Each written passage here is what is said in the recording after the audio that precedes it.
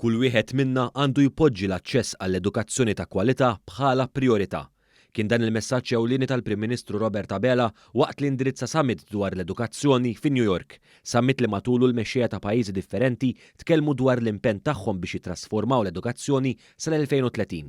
Fid-diskors tiegħu il-Prim Ministru tkellem dwar l-impenn li pajjiżna jħaddan sabiex jkompli jilħaq il-miri tiegħu fl-edukazzjoni. Huwa sostna li l-Gvern Malti huwa kommess li jsegwi l-implementazzjoni tagħhom bil-għan li jħallu aktar riżultati pożittivi sas-sena 2030. Rigward l-edukazzjoni ta' pajjiżna, il-Prim Ministru rrimarka li hija inklusiva minn kull aspett.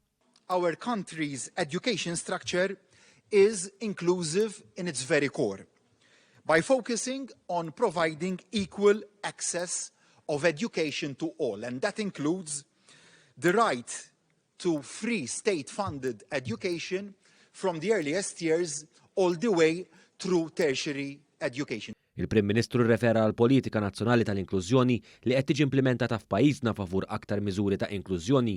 Fil-fatt hawn semma kif pajjiżna investa fl-infrastruttura diġitali biex jiġi assigurat li l-istudenti ikollhom aċċess għall-edukazzjoni diġitali ta' kwalità.